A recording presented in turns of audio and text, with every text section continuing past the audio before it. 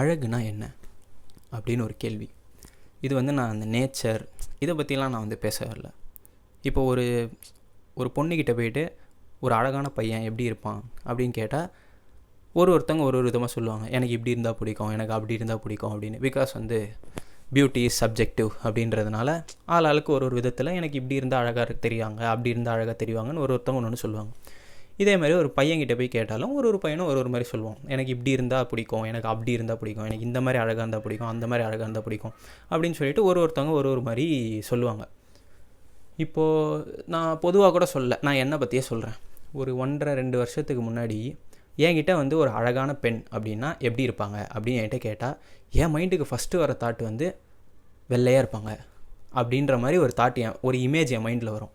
வெள்ளையாக, அதுக்கப்புறம் தான் அடுத்த விஷயங்கள்லாம் ஆட் ஆகும். ஃபஸ்ட்டு எடுத்த உடனே அழகு அப்படின்னு என்கிட்ட கேட்டால் வெள்ளையாக ஒரு பொண்ணு அப்படின்னு தான் தோணும். வெள்ளையாக இருந்தாலே அழகு அப்படின்ற மாதிரி தான் எனக்கு வந்து சின்ன வயசுலேருந்தே மைண்டில் வந்து இருந்துச்சு. அதுக்கப்புறம் கொஞ்சம் நாட்கள் போது, கொஞ்சம் மாதங்கள், கொஞ்சம் வருடங்கள் இதெல்லாம் தாண்ட நானுமே வந்து நிறைய விஷயங்கள் பார்க்குறேன். நிறைய ஒப்பீனியன்ஸ் வந்து சேஞ்ச் ஆகுது. அப்புறம் நிறைய சினிமா பார்க்குறேன். முன்னாடி வந்து வெறும் தமிழ் சினிமா மட்டும் பார்த்துட்டு இருந்தேன். அதுக்கப்புறம் வந்து வேறு இதில் சினிமா, மலையாளம் பார்த்தேன். அப்புறம் வந்து இங்கிலீஷ் படம்லாம் நிறைய பார்த்துட்டேன். இந்த மாதிரிலாம் பார்க்க என்னோடய வியூஸும் வந்து கொஞ்சம் கொஞ்சமாக மாறுது. அப்படி மாறும்போது தான் நான் வந்து கண்டுபிடிச்சேன், ஓகே, வெள்ளையாக இருந்தால் மட்டும் அழகு கிடையாது. ஆனால் நம்மளுக்கு வந்து சின்ன வயசுலேருந்தே படத்தில் சொன்ன விஷயம் என்னென்னா, ஹீரோயின்னா வெள்ளையாக இருப்பாங்க, வெள்ளையாக இருக்கிறவங்க தான் ஹீரோயின் அப்படின்ற மாதிரி என் மைண்டில் வந்து ஒரு தாட் வந்து உக்காந்துச்சு. நான் பார்த்த படங்கள்லேயே முக்கால்வாசி எல்லாருமே வந்து ரொம்ப வெள்ளையாக இருப்பாங்க, நிறைய பேர் ஒல்லியாக இருப்பாங்க. ஸோ இந்த தாட் வந்து எனக்கு வந்து அதுக்கப்புறம் தான் இந்த கேள்வியே வந்தது. அப்போ அழகுனா என்னது? இவங்க படத்தில் இவங்க தான் ஹீரோயின், இவங்க தான் அப்படின்னு சொல்லி காட்டுறாங்க. நம்மளும் அதை பார்த்து தான் வளர்கிறோம். ஸோ இப்போ வரைக்குமே நிறைய பேரால் ஒரு மாநிறமாவோ இல்லை கருப்பாவோ ஒரு பொண்ணு இருக்கிறத வந்து அழகு அப்படின்னு சொல்லி இன்னி வரைக்கும், அது இப்போ வரைக்கும் கூட அக்செப்டே பண்ணிக்க முடியாத அளவுக்கு சினிமாவில் அப்படி காட்டி வச்சுருக்காங்க, அழகுனா இப்படி தான் அப்படின்னு. ஆனால் இதே வந்து கொஞ்சம் இந்த ஆண்கள் சைடு வந்தோன்னா, எம்ஜிஆர், சிவாஜி இருந்தாங்க, நல்லா பயங்கரம் கலராக அப்படி இருந்த டைமில் ரஜினி மாதிரி ஒரு ஆள் ஒருத்தர் உள்ளே வராரு, ஒரு ரெவல்யூஷன் பண்ணுறாரு. கருப்பாக இருக்கிறவங்களும் ஹீரோவாக ஆகலாம் அப்படின்னு ஒரு மேட்ரு எடுத்துகிட்டு வர்றாரு.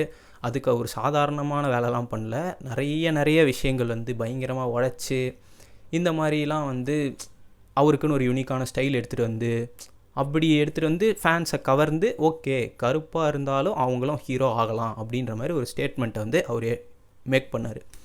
அதுக்கப்புறம் கொஞ்சம் வருஷங்கள் போகுது, தனுஷ்னு ஒருத்தர் வர்றாரு. அவர் வந்து என்ன பண்ணுறாரு, ஹீரோனா ஒரு இந்த உடல் அமைப்பில் தான் இருக்கணும் அப்படின்றது கிடையாது, ஹீரோன்றவங்க நம்ம பக்கத்து வீட்டில் ஒரு பையன் இருக்கான்ல அவனை மாதிரி கூட இருக்கலாம், ஒல்லியாக இருக்கலாம் அப்படின்னு சொல்லி அவர் ஒரு ஸ்டேட்மெண்ட்டை மேக் பண்ணுறாரு. அவர் பட்ட கஷ்டம்லாம் வந்து சாதாரண கஷ்டமே கிடையாது. அவர் நிறைய இன்டர்வியூலேயே சொல்லியிருப்பார், எனக்கு இந்த மாதிரி இந்த அளவுக்குலாம் வந்து கிரிட்டிசைஸ் பண்ணாங்க, இப்படி பண்ணாங்க அப்படி பண்ணாங்கன்னு சொல்லும் போதும் அவர் வந்து ஒரு கான்ஃபிடென்ட்டோடு இருந்து இப்போ அது தொடர்ந்து தான் பிரதீப் ரங்கநாதனாக இருக்கட்டும், அப்புறம் நம்ம அபிஷன்னு, கென், இந்த மாதிரி நிறைய பேர் வந்து வரத்துக்கு காரணம் இந்த மாதிரி முன்னாடி இருந்தவங்க ஒரு ஸ்டேட்மெண்ட்டை மேக் பண்ணிட்டு போயிருக்காங்க, இப்படி இருந்தாலும் ஹீரோவாக ஆகலாண்டா அப்படின்னு. இதில் வந்து நான் விஜய் சேதுபதி கூட சொல்லுவேன். விஜய் சேதுபதி வந்து பார்த்தாலே கன்வென்ஷனலி பிரிட்டி அப்படின்னு சொல்லுவாங்க, அந்த மாதிரி அழகாக இருக்காரான்னு கேட்டால் இருக்கார். ஆனால் அதையும் தாண்டி அவரோட ஆக்டிங் ஸ்கில்லு, அவரோட படம் சூஸ் பண்ணுற விதம், அவர் என்ன தான் வந்து உடம்பு நல்லா பெருசாக குண்டா அப்படி இருந்தாலும் நம்மளுக்கு அது தெரியவே தெரியாது. ஸ்க்ரீனில் பார்க்கும்போது எவ்வளோ அழகாக இருக்கார் அப்படின்ற மாதிரி தான் தோணும். இவரை சொல்லலாம். அதுக்கப்புறம் வந்து இந்த மாதிரி நிறைய பேர் வந்து சொல்லிட்டே போகலாம். தமிழ் சினிமாவில் ஒருத்தவங்க வந்து ஒரு ஸ்டேட்மெண்ட்டை வந்து மேக் பண்ணாங்க, இப்படி தான் ஹீரோ இருக்கணும்னு அவசியம் இல்லை, இப்படியும் மாறலாம், இப்படியும் இருக்கலாம் அப்படின்னு சொல்லி பண்ணாங்க. ஸோ எனக்கு வந்து நான் இந்த ஸ்கூல் காலேஜ் டைம்லாம் படிக்கும்போது ரொம்ப ஒல்லியாக இருப்பேன். அப்போ வந்து தனுஷ் படம்லாம் நிறைய பார்த்து பயங்கரமான ஒரு தனுஷ் ஃபேனாக இருந்தேன் நான். ஏன்னா எனக்கு பார்த்து ரிலேட் பண்ணுறதுக்கு ஒரு ஆள் இருந்தார்.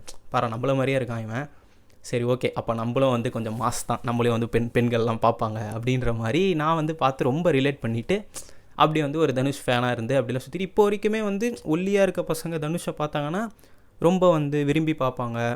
பரவாயில்லையே நம்மள மாதிரி ஒரு ஆளும் ஸ்க்ரீனில் இருக்கான், அப்போ நம்மளும் வந்து ஒரு மெயின் கேரக்டராக நம்ம லைஃப்பில் வந்து இருப்போம் அப்படின்ற ஒரு சின்ன நம்பிக்கை வந்து அவங்களுக்கு வந்து கிடைக்கும். இது வந்து பசங்களுக்கு நிறையவே இருக்குது. இப்போ அப்படியே அந்த வண்டியை தூக்கிட்டு வந்து பொண்ணுங்க சைடு வச்சோன்னு வச்சுக்கோங்க. ஒரு பொண்ணு சின்ன வயசுலேருந்து வளர்ந்து தமிழ் சினிமாலாம் பார்த்து வளர்கிறாங்கன்னா அவங்களுக்கு மோஸ்ட்டாக வந்து இன்செக்யூரிட்டிஸ் தான் நிறையா இருக்கும். படத்தில் பார்த்து தான் மெயினாக படத்தில் பார்க்கும்போது அவங்க ஸ்கின் கலர் மாதிரி நம்ம ஸ்கின் கலர் இல்லையே, அவங்களுக்கு இருக்கிற அந்த ஸ்ட்ரெயிட் ஹேர் மாதிரி நம்மளுக்கு ஸ்ட்ரெயிட் ஹேர் இல்லையே. கேர்லி ஹேரில் இருக்கிற ஹீரோயின்ஸ் இருக்காங்க, ஓகேவா, ஆனாலும் மெஜாரிட்டியாக அந்த ஸ்ட்ரெயிட் ஹேர் வச்சுருக்கவங்க தான் இருக்காங்க. அந்த மாதிரி ஸ்ட்ரெயிட் ஹேர் இல்லையே, இவங்கள மாதிரி நம்மளுக்கு வந்து கிளியர் ஸ்கின் இல்லையே, இவங்கள மாதிரி நம்ம வந்து ஒல்லியாக இல்லையே, இப்படின்ற மாதிரி இன்செக்யூரிட்டிஸ் வந்து எக்கச்சக்கமாக வந்து ஒரு பொண்ணுக்கு வந்து ஒரு படம் பார்த்தாங்கன்னா அவங்களுக்கு வந்து இருக்கும். எந்த ஹீரோயினுமே பார்க்குறதுக்கு நான் வந்து ஒரு ஹீரோயின் வந்து கருப்பாகவே இல்லை, ஏன் கருப்பாக இல்லைன்னு கேள்வி கேட்கக்கூட நான் வரல, நான் அவ்வளோ தூரம் கூட போகல. ஏன் தனுஷ் மாதிரி ஒரு சாதாரண பக்கத்து வீட்டில் ஒரு பொண்ணு இருந்தாங்கன்னா எப்படி இருப்பாங்க, அந்த மாதிரி ஒரு பொண்ணு வந்து ஒரு ஹீரோயின்னா ஏன் அந்தளவுக்கு நம்ம தமிழ் சினிமாவில் காஸ்ட் பண்ணல அப்படின்னு சொல்லி எனக்கு தெரில. அஃப்கோர்ஸ் படங்கள் நிறைய இருக்குது அந்த மாதிரி காஸ்ட் பண்ணவங்க. இப்போது கயல் ஆனந்தி எடுத்துக்கிட்டிங்கன்னா அவங்க அழகாக இருப்பாங்க, பார்க்க வந்து கருப்பாக இருக்காங்கன்றதை விட ரொம்ப கலையாக இருப்பாங்க, பார்க்க அழகாக இருந்தாங்க அவங்க பார்க்குறதுக்கு. இந்த மாதிரி வந்து ஹீரோயின்ஸ் லிஸ்ட்டு சொல்லணுன்னா ஸ்ரீதிவ்யா இப்படி தான் இருந்தாங்க. அதுக்கப்புறம் அவங்கள வந்து வேறு விதமாக ஆக்கி அதுக்கப்புறம் அவங்க சினிமா விட்டே போயிட்டாங்க. இருக்காங்க இப்போயும் ஸ்டில் இருக்காங்க. மெய்யழகனில் வந்தாங்க, அது ரொம்ப நல்லா இருந்துச்சு மெய்யழகனில் அவங்க வந்தது. அந்த மாதிரி இவங்க இருக்காங்க. இவங்கெல்லாம் வந்து அதே மாதிரி தமிழ் பேசுகிற ஹீரோயின்ஸு. இந்த மாதிரி லிஸ்ட்டு சொல்லணுன்னா சொல்லலாம். பழைய ஹீரோயின்ஸ் எடுத்தோன்னா நம்ம ராதிகா அவங்கள மாதிரி ஆளுங்களெல்லாம் சொல்லலாம். புது ஹீரோயின்ஸும் வந்து நிறைய பேர் சொல்லுவேன் நான். இப்போ சிவப்பு மஞ்சள் பச்சையில் ஜிவி பிரகாஷுக்கு அக்காவாக ஒருத்தவங்க வருவாங்களே, அவங்க வந்து அகைன் நான் சொல்கிறேன், அவங்க வந்து கருப்பாக இருக்காங்களான்னு கேட்டால் இல்லை, ஆனால் அவங்க பார்க்குறதுக்கு ஒரு சாதாரண அழகான ஒரு பொண்ணு மாதிரி இருக்காங்க, ஓகேவா. ஏன் நான் இந்த லிஸ்ட்டில் வந்து நித்யா மேனன் கூட சொல்லுவேன். நித்யா மேனன் வந்து ஓகே கண்மணி விட்டுருங்க, ஓகே கண்மணியில் அவங்க மேஜிக் மாதிரி இருப்பாங்க, அது வேறு விஷயம். திருச்சிற்றம்பலமில் அவங்கள நீங்கள் பார்த்தீங்கன்னா ஒரு ஹீரோயின்ன்றதை விட ஒரு நம்ம ஏரியாவில் இருக்க பொண்ணு அப்படின்ற மாதிரி ஒரு ஃபீலிங் கிடைக்கும். இதே மாதிரி வேறு யாரை சொல்கிறது, மெட்ராஸ் மேட்னியில் இவங்க நடிச்சிருப்பாங்க, ரோஷினி நடிச்சிருப்பாங்க. ஐயோ சூப்பராக இருந்துச்சு தெரியுமா, அது நான் தேட்டரில் பார்க்கும்போது ரொம்ப ஃப்ரெஷ்ஷாக இருந்துச்சு அதை பார்க்குறதுக்கு. அதில் வந்து நிறைய அந்த கலர் வச்சே அவங்கள வந்து சின்ன வயசுலேருந்தே கிண்டல் பண்ணுவாங்க, அதை வச்சுமே வரும். அவங்க ரொம்ப அழகாக இருப்பாங்க அந்த படத்தில் பார்க்குறதுக்கு, அவங்கள சொல்லலாம். இந்த மாதிரி வந்து நிறைய பேர் இல்லவே இல்லைன்னு நான் சொல்ல இருக்காங்க. ஆனால் என்ன தெரியுமா, இவங்கெல்லாம் வந்து ஒரு மெயினான ஹீரோயினாக இருந்தாங்களா, நிறைய டைம் இருந்தாங்களா அப்படின்னு கேட்டால் அது வந்து ஒரு கேள்விக்குறி தான். ஏன்னா நம்ம தமிழ் சினிமாவில் அழகு அப்படின்னா என்னது அப்படின்னு கேட்டால் ஒல்லியாக ஸ்ட்ரெயிட் ஹேரோட வெள்ளையாக இப்படி ஒரு பொண்ணு. தமிழ் பேசணுமா அதெல்லாம் தேவையில்லை, தமிழ் பேசினா என்ன பேசலைன்னா என்ன, இப்படி இருந்தாலே போதும் இவங்க தான் ஹீரோயின் அப்படின்ற மாதிரி ஒரு ஸ்டேட்மெண்ட் வந்து எடுத்துகிட்டு வந்து வச்சிடுறாங்க. இப்போது இதை வந்து ஒரு பொண்ணு பார்த்து வளர்கிறாங்கன்னா அவங்களுக்கு வந்து ரொம்ப கஷ்டமாக இருக்கும். என்ன இவங்கெல்லாம் இப்படி இருக்காங்க, நம்மளால் இப்படி இருக்க முடியும். இதுக்குன்னு மட்டும் இல்லை, நிறைய இருக்குது. ஒரு பொண்ணோட வாய்ஸு கூட இந்த டோனில் தான் இருக்கணும். இப்போது சந்தோஷ் சுப்ரமணியமில் ஜெனிலியா பேசுகிற அந்த வாய்ஸ் இருக்குல்ல, கீச்சுன்னு, பொண்ணுங்களுக்கு வாய்ஸ்னாலே அப்படி தான் இருக்கணும் அப்படின்னு ஒரு விஷயம் இருக்குது. ஸோ நல்ல பேஸ் வாய்ஸாக கொஞ்சம் கணீர்னு இருக்க வாய்ஸாக இருக்கிற பொண்ணுங்க ரொம்ப இன்செக்யூராக ஃபீல் பண்ணுவாங்க. ஐயோ நம்ம வந்து உண்மையிலே பொண்ணு தானா, நம்மளுக்கு வந்து அந்த வாய்ஸ் தான் இருக்கா, நம்ம ஃபெமினாக இல்லையோ இப்படின்ற மாதிரி நிறைய ஃபீல் பண்ணுவாங்க பொண்ணுங்க. அதுக்கப்புறம் மெயினாக ஒல்லியாக இருக்கிறது, இந்த மாதிரி விஷயங்கள் நிறைய சொல்லிட்டே போகலாம். அதே மாதிரி இப்போ ரஜினிக்கு வந்து 70+ ஆயிடுச்சுன்னு நினைக்கிறேன். இன்னமும் அவர் வந்து ஹீரோவாக நடிக்கிறார் நிறைய படத்தில், சூப்பராக இருக்குது பார்க்குறதுக்கு. ஆள் பார்க்க செம்மையாக இருக்கார், மாசாக இருக்கார், எல்லாமே ஓகே பக்கா. ஆனால் வந்து கூட வந்து பேராக நடிக்கிறவங்க இப்போ வந்து ஓகே, இப்போ ஜெயிலரில் வந்து இவங்க ரம்யா கிருஷ்ணன் நடித்தாங்க, கூலியில் அவருக்கு வந்து அந்த இதுவே இல்லை, மனைவியே இல்லை, அந்த மாதிரி வச்சிட்டாங்க. பட் வந்து கொஞ்சம் வருஷம் முன்னாடிலாம் போய் பார்த்தோன்னா ட்ரெண்டில் அப்போ புதுசாக நடிச்சிக்கிட்டு இருக்க ஹீரோயின் கூட அவர் வந்து பேராக வந்து நடிச்சிருப்பார். நடிக்கிறாங்கன்னா எனக்கு எந்த பிரச்சனையும் இல்லை, நடிக்கட்டும். ஆனால் இப்போது இதே வயசில் இருக்கிற ஒருத்தவங்க ஒரு ஃபீமேல் ஹீரோயின் இருக்காங்கன்னா அவங்க வந்து ஆட்டோமேட்டிக்காக அம்மா ரோலு, பெரியம்மா ரோலு, இந்த மாதிரி ரோலுக்கு போயிடுறாங்க. இப்போ அவங்கள வந்து ஹீரோயினாக நடித்தே ஆகணும் அப்படின்னு கூட நான் சொல்ல வரல. ரஜினி வந்து ஹீரோவாக நடிக்கிறார்ல, ரஜினிக்கு பேராக ஒருத்தவங்களை போடணுன்னா அந்த ஏஜ் கேட்டகரியிலே போட்டால் பார்க்குறதுக்கு இன்னும் வந்து பிலீவபிளாக இருக்கும்ல நம்மளுக்கு. இப்போது காலா எடுத்துக்கிட்டிங்கன்னா காலால் ரஜினிக்கு அந்த இவங்க வந்து நடிச்சிருப்பாங்க, அவங்க பேர் தெரில எனக்கு, சூப்பராக நடிச்சிருப்பாங்க, அவங்க செம்மையாக நடிச்சிருப்பாங்க அவங்க. அது வந்து எப்படின்னா ஒரு ஒரு ரியல் லைஃப் கப்பில் வந்து பார்க்குற அந்த ஃபீல் வந்து அப்படியே தெரியும் நம்மளுக்கு. இந்த மாதிரி வந்து வயசானாலும் அவங்களுக்கு வந்து இவ்வளோ தான் அவங்களோட மார்க்கெட்டு, இந்த வருஷம்தான் அவங்களோட ப்ரைம் டைமு, அதுக்கப்புறம் மாறிக்கிட்டே இருப்பாங்க.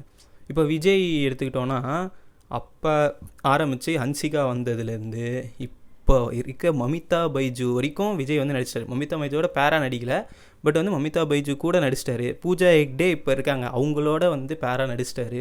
ஸோ கரண்ட்டில் யார் யாரெல்லாம் ஃபேமஸாக வராங்களோ அப்படியே நடிச்சிக்கிட்டே வந்துட்டார். ஆனால் அவங்களோட நடித்தவங்க யாரெல்லாம் காஜல், அப்புறம் கீர்த்தி சுரேஷ், இவங்கெல்லாம் வந்து அப்படியே கொஞ்சம் கொஞ்சமாக அப்படியே டவுன் கிரேட் ஆகிட்டே கீழே வராங்க. சரியா, கல்யாணம் ஆயிடுச்சுன்னா இப்படி இந்த மாதிரி வந்து நிறைய கன்ஸ்ட்ரெயின் வந்து உள்ளே இருக்குது. ஒரு பொண்ணுக்கு வந்து அப்போ அழகு அப்படின்ற விஷயம் வந்து எதை வந்து இந்த சொசைட்டி வந்து அப்போ அழகுன்னு பார்க்குது அப்படின்னு ஒரு கேள்வி கேட்டால் மோஸ்ட் ஆஃப் த மென் சொல்கிற பதில் வந்து வெள்ளையாக இருக்கிறது தான் அழகுன்ற மாதிரி ஆயிடுச்சு. இப்போது அது வந்து பார்க்குறதுக்கு இப்போ நிறைய பேர் வந்து அதை பற்றி பேசுகிறாங்க, கேள்வி கேட்குறாங்க, அதெல்லாம் ஓகே. பட்டு இன்னொரு முக்கியமான விஷயம் வந்து அட்லீஸ்ட் அப்படி வச்சா அந்த ஹீரோயினுக்கு வந்து எதனா கேரக்டராச்சும் கொடுத்துடணும் படத்தில். நம்மளோட ப்ராப்ளமே என்னென்னா, எங்கே இந்த ஹீரோயினா அந்த இதெல்லாம் சொல்லுவாங்கள்ல, இந்த ஜாமெட்ரி பாக்ஸில் டிவைடர் இருக்கும், அதோட பர்பஸே என்னென்னு வந்து தெரியாது ஸ்கூலில். அந்த மாதிரி தான் மோஸ்ட் ஆஃப் த படத்தில் ஹீரோயினோட கேரக்டர் இருக்கும். அவங்க எதுக்கு வராங்க, எதுக்கு சில விஷயங்கள் பண்ணுறாங்க, எதுக்கு போகிறாங்க, இதெல்லாம் ஒன்றுமே தெரியாது. இப்போது காலா, கபாலி, மெட்ராஸில் கேத்ரின் த்ரெசாவை நான் பார்த்த மாதிரி வேறு எந்த படத்துலேயும் நான் பார்க்கல. ஏன்னா கேத்ரின் த்ரெசாவுக்கு ஒரு கேரக்டர் இருந்துச்சு, சரியா, கலையரசின்னு ஒரு கேரக்டர் இருந்துச்சு. அதுக்கப்புறம் அவங்க நடித்த எந்த படத்துலேயும் அவங்களுக்கு கேரக்டர் இருந்துச்சான்னு கேட்டால் எனக்கு தெரில. இந்த மாதிரி இவ்வளோ கூட வேணாம், ரொம்ப பின்னாடி போய் நம்ம சிவா மனசில் சக்தி, பாசிங்கிற பாஸ்கரனில் கூட நயன்தாராவுக்கு ஒரு கேரக்டர், ஒரு நல்ல ஒரு கேரக்டர் இருந்துச்சு அவங்களுக்கு.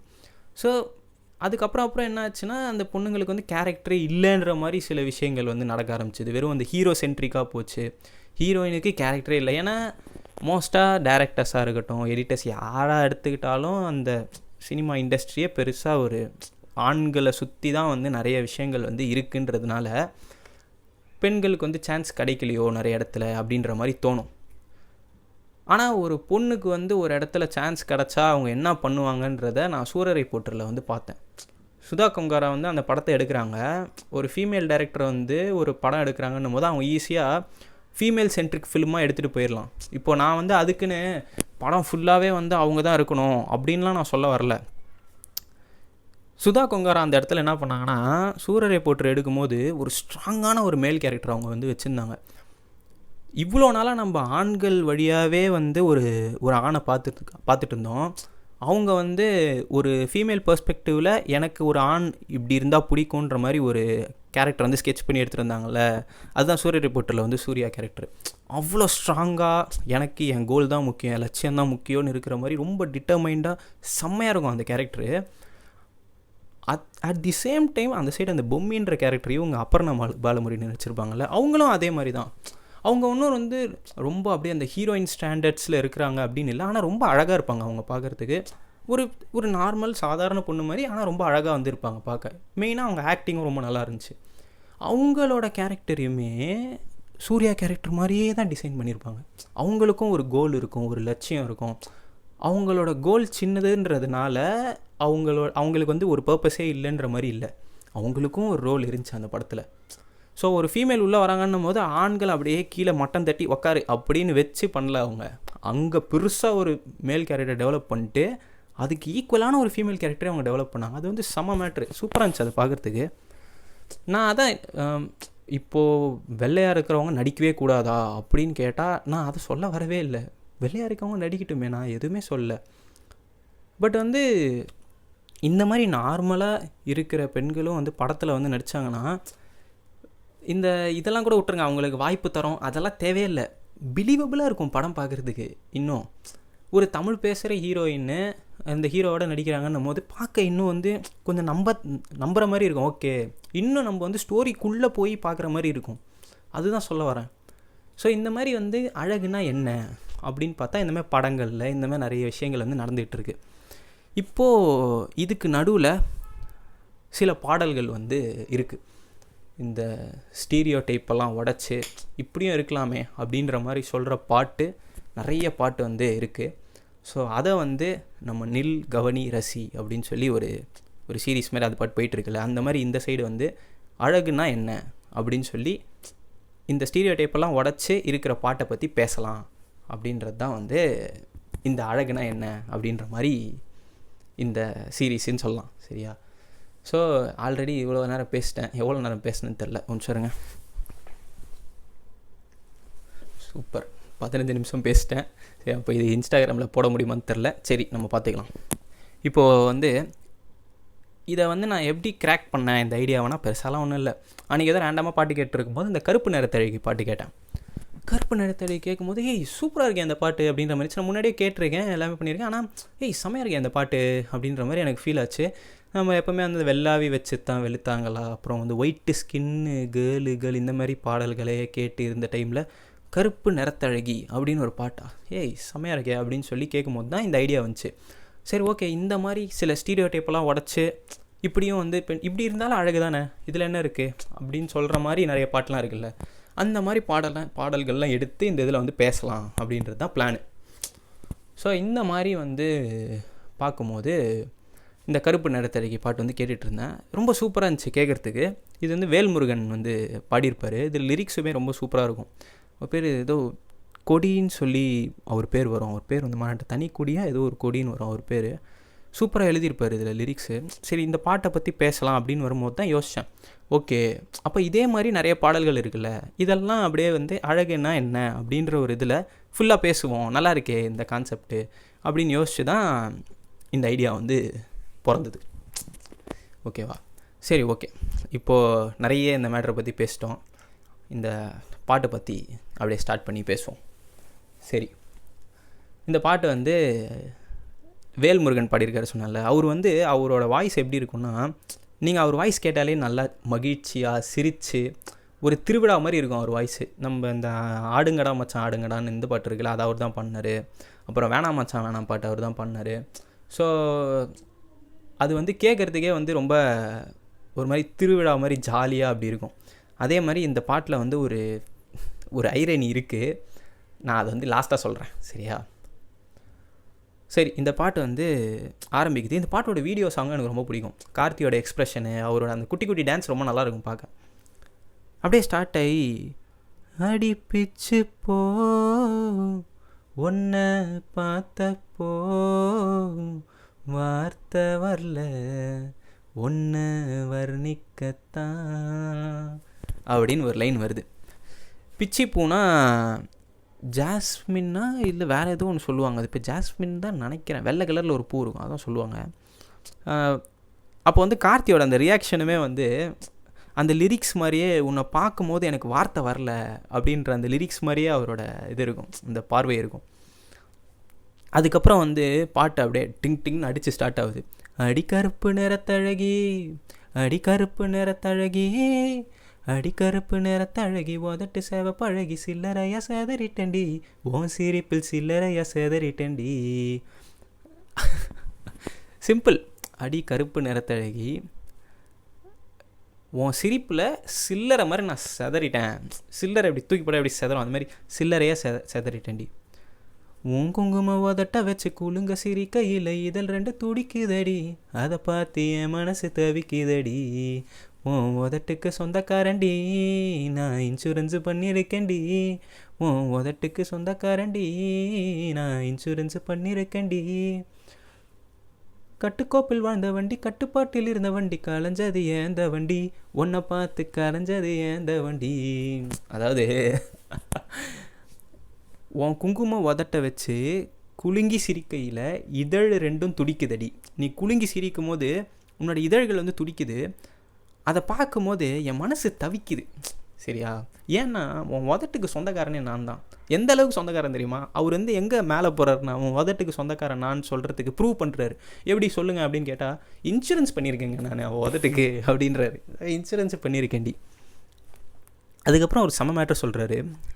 கட்டுக்கோப்பில் வாழ்ந்த வண்டி, கட்டுப்பாட்டில் இருந்த வண்டி, கலைஞ்சது ஏந்த வண்டி, உன்னால் கலைஞ்சது ஏந்த வண்டி. நான் வந்து ஒரு கட்டுக்கோப்போட கட்டுப்பாடோட வாழக்கூடிய ஒரு ஆண், ஆனால் உன்னை பார்த்த உடனே வந்து என்னோடய தவமே கலைஞ்சிருச்சு அப்படின்னு சொல்லி அப்படி சொல்கிறாரு அவர்.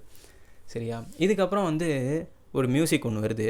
அதிலலாம் வந்து இந்த குட்டி குட்டியாக வந்து கார்த்தி வந்து கிஃப்ட்ஸ்லாம் வந்து கொடுத்துட்டு போவார் லக்ஷ்மி மேனனுக்கு. சாமையாக இருக்கும் அதை பார்க்க, அந்த கொலுசு இதெல்லாம் கொடுத்துட்டு போகிறது.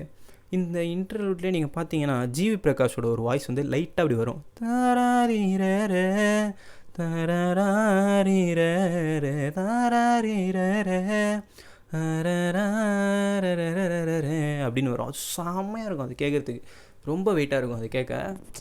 ஸோ இதுக்கப்புறம் வந்து பாட்டு வந்து ஸ்டார்ட் ஆகுது. நான் சொன்ன எல்லா ஸ்டீரியோ டைப்பையும் உடைக்கிற மாதிரி, கூந்தலது நீளம் இல்லை, ஆளுங்கூட உயரம் இல்லை, தாண்டி அழகு என்ன ஆசைப்பட வச்ச அழகு, ஒல்லியான தேகம் இல்லை, பர்மனான பாடி இல்லை, செதுக்கி வச்ச தேரழகு என்னை தேடி வர வச்ச அழகு அப்படின்றாரு. அதாவது கூந்தல் அது நீளம் இல்லை, ஆளுங்கூட உயரம் இல்லை, ஆனால் அதுதான் அழகு, என்னை ஆசைப்பட வச்ச அழகு. உனக்கு வந்து கூந்தல் பெருசாக இல்லை, ஆளும் நீ உயரமாக இல்லை, ஆனால் வந்து அதுதான் அழகு, என்னை அதுதான் ஆசைப்பட வச்சுது அப்படின்றாரு. அதுக்கப்புறம் ஒல்லியான தேகம் இல்லை, பர்மனான பாடி இல்லை, பர்மன்னா குண்டாக இருப்பாங்க அந்த மாதிரி. ஸோ நீ ஒல்லியாகவும் இல்லை, பர்மனாகவும் இல்லை, செதுக்கி வச்ச மாதிரி இருக்க, செதுக்கி வச்ச தேரழகு என்னை தேடி வர வச்ச அழகு. அதுக்கப்புறம் பிச்சுப்பூவின் பேரழகு மொத்தத்தில் நீ தேரழகு, பிச்சுப்பூவின் பேரழகு மொத்தத்தில் நீ தேரழகு. அதில் கார்த்தி ஒரு எக்ஸ்பிரஷன் கொடுப்பாரு, இப்படி பிச்சு பூன்னு சொல்லும் போது இப்படி பண்ணுவார். ஐயோ செம்மையாக இருக்கும் அதை பார்க்குறதுக்கு. மொத்தத்தில் நீ தேரழகுன்னு சொல்கிறாரா. அதுக்கப்புறம் உன்னிடத்தில் என் உயிரை மொத்தமாக அடக வச்சேன், திருப்பி கொள்ள வழி இல்லடி, அடிப்பெண்ணை திருப்பி கேட்டால் வாங்க மாட்டேன்டி. உன் இடத்துல என்னோடய உயிரை வந்து நான் வந்து கொடுத்துட்டேன், இப்போ திருப்பி கொடு அப்படின்னு கேட்கும்போது திருப்பி கொள்ள வழி இல்லை, ஆனால் நான் திருப்பி கொடுத்தாலும் நான் வாங்கிக்க மாட்டேன் அப்படின்னு வந்து சொல்கிறாரு. சரியா? அவங்கக்கிட்ட என்னோடய உயிரையே நான் கொடுத்துட்டேங்க, அதை வந்து திருப்பி கொடு அப்படின்னு சொல்லி அவங்ககிட்ட வந்து திருப்பி என்னால் வாங்க முடியாது, அவள் கொடுத்தாலும் நான் வாங்கிக்க மாட்டேன் அப்படின்றது. ஏன்னா செம்ம மேட்டரில் சூப்பராக இருக்குல்ல. இதுக்கப்புறம் வந்து அவங்க லக்ஷ்மி மேனன் வந்து அந்த பிபி ஊதிக்கிட்டே வருவாங்க, அந்த நாதஸ்வரம் வாசிச்சு வருவாங்க. சூப்பர், அந்த நாதஸ்வரம் பிட்டே வந்து சூப்பராக இருக்கும்.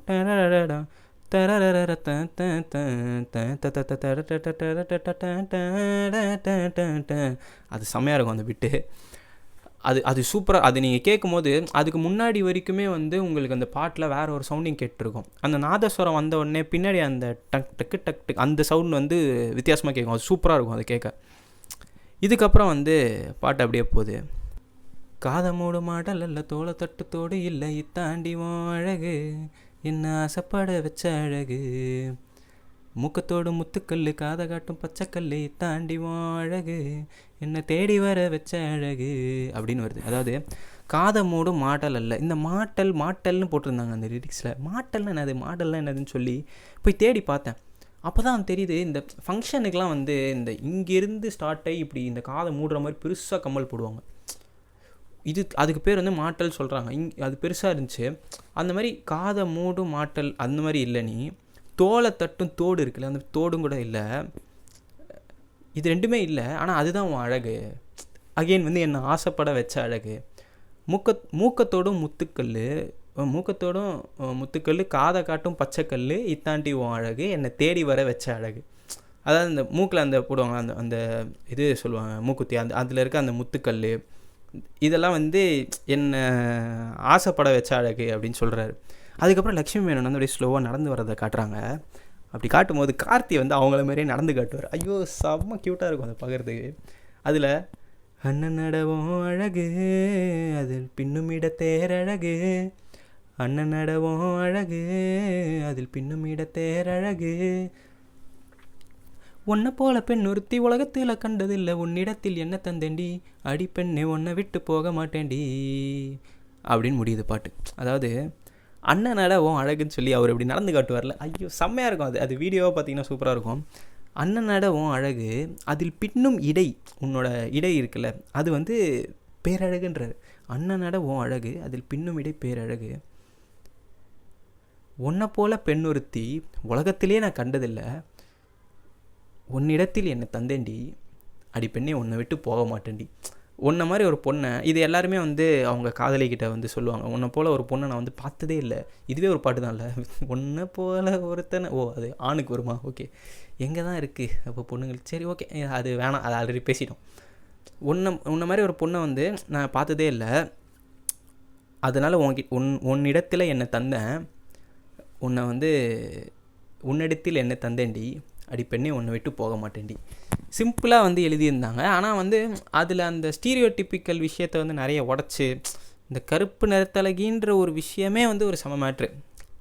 அதை கேட்கும் போது எவ்வளோ நல்லா இருக்குல்ல, ஒரு மாதிரி ஒரு டிஃப்ரெண்ட்டான ஒரு ஃபீலிங் இருந்துச்சு. இந்த மாதிரியும் நிறைய பாட்டு வந்தால் எவ்வளோ நல்லாயிருக்கும், நிறைய பேர் எவ்வளோ ரிலேட் பண்ணிப்பாங்க, சூப்பராக இருக்கே கேட்க அப்படின்ற மாதிரி. ஜிவி பிரகாஷும் செம்மையாக மியூசிக் பண்ணியிருப்பார். அந்த வீடியோ வந்து நிறைய டைம் அந்த படம் ரிலீஸ் ஆன டைமில் அந்த சன் மியூசிக்கில் போட்டே இருப்பாங்க, அதனால் நிறைய பார்த்துருப்பேன் நான் அந்த வீடியோ. அது கார்த்தி பண்ணுற நிறைய ஆக்ஷன் வந்து சூப்பராக இருக்கும் அதில். ஸோ இந்த பாட்டு வந்து பற்றி பேசலாம் அப்படின்னு வந்து யோசிச்சு தான், ஓகே இந்த மேட்ரு நிறைய இருக்குது, இந்த மாதிரி இந்த ஸ்டீரியோடிப்பிக்கல் விஷயத்தை வந்து உடச்சி இருக்க பாட்டை பற்றி நிறைய பேசுவோம், அழகுனா என்ன அப்படின்னு சொல்லி வித்தியாசமாக சொல்கிற விஷயங்களை பற்றி பேசுவோன்றது தான் பிளான். ஸோ அந்த மாதிரி எப்போ பார்த்தாலும் அந்த பெண்களை வந்து நிலாவோட கம்பேர் பண்ணுறது, அந்த இதை மாதிரிலாம் இல்லாமல் டிஃப்ரெண்ட்டாக இருக்கிற மாதிரி பாடல்கள். உங்களுக்கு எதனா பாட்டு தெரிஞ்சாலும் நீங்கள் கமெண்ட் செக்ஷனில் சொல்லுங்கள், அதை பற்றிலாம் பேசுவோம். நல்லா இருக்குது இந்த கான்செப்ட்டு. ஸோ இந்த மாதிரி வேறு விதமான பாட்டு பற்றிலாம் இனிமேல் இந்த சீரீஸில் வந்து பேசலாம் அப்படின்னு சொல்லி இதை ஆரம்பித்து வச்சுருக்கேன். பார்ப்போம் என்னென்ன பாட்டெலாம் வருது அப்படின்னு சொல்லி. இந்த பாட்டு ஒரு ஐரணி இருக்குதுன்னு சொன்னால, அதை கடைசியாக சொல்கிறேன்னு சொன்னால, பாட்டு பேர் வந்து கருப்பு நிறத்தழகி, ஆனால் லக்ஷ்மி மேனன் வந்து கருப்பாகவே இருக்க மாட்டாங்க, அதில் மாநிறமாக தான் இருப்பாங்க. அடுத்த பாட்டில் பார்ப்போம். பை.